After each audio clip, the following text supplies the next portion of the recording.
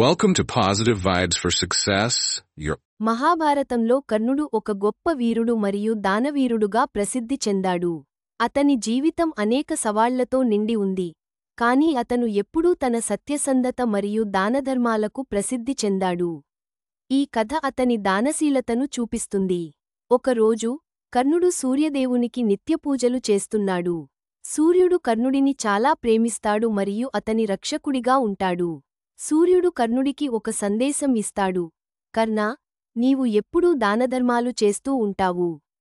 కాని ఇంకొక్క రోజు ఒక బ్రాహ్మణుడు నీ దగ్గరకు వస్తాడు. అతను నీకు ఏదైనా అడిగితే దానిని తప్పక ఇవ్వు. కాని అతను నీకు పరీక్షగా వస్తాడు. జాగ్రత్త! కర్ణుడు సూర్యుని మాటలను గౌరవిస్తూ, నేను ఎప్పుడూ నా వాగ్దానాన్ని నిలబెట్టుకుంటాను. ఎవరైనా నా దగ్గరకు వచ్చి ఏదైనా అడిగితే నేను తప్పకుండా ఇస్తాను అని ప్రతిజ్ఞ చేస్తాడు. కొన్ని రోజుల తర్వాత ఒక బ్రాహ్మణుడు కర్ణుడి దగ్గరకు వస్తాడు.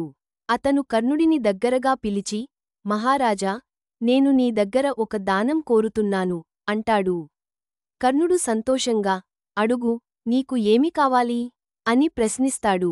బ్రాహ్మణుడు, నాకు నీ కవచం మరియు కుండలాలు కావాలి అంటాడు. కర్ణుడు ఆశ్చర్యపోతాడు. ఎందుకంటే అతని కవచం మరియు కుండలాలు అతని శరీరంతో అంటిపెట్టుకుని ఉన్నాయి. అవి అతనికి జన్మతః లభించినవి మరియు అతని రక్షణకు అవసరమైనవి.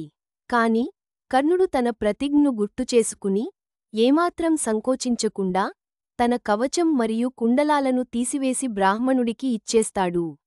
బ్రాహ్మణుడు వాస్తవానికి ఇంద్రుడు. అతను కర్ణుడిని పరీక్షించడానికి వచ్చాడు. కర్ణుడి దానశీలతను చూసి ఇంద్రుడు ముగ్ధుడయ్యాడు. అతను కర్ణుడిని ఆశీర్వదిస్తూ, కర్ణా, నీవు నిజంగా దానవీరుడివి. నీ దానశీలత మరియు సత్యసంధతకు నేను ముగ్ధుడనయ్యాను. నీకు ఒక వరం ఇస్తున్నాను. నీవు ఏదైనా కోరుకో అంటాడు.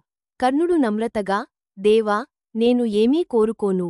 నా దానధర్మాలు నా ధర్మం. అవి నా జీవితానికి అర్థం అంటాడు. ఇంద్రుడు కర్ణుడి గొప్పతనానికి మరింత ఆశ్చర్యపోతాడు మరియు అతనికి తన ఆశీర్వాదాలు ఇచ్చి వెళ్ళిపోతాడు. Subscribe our Telugu channel Positive Vibes for Success.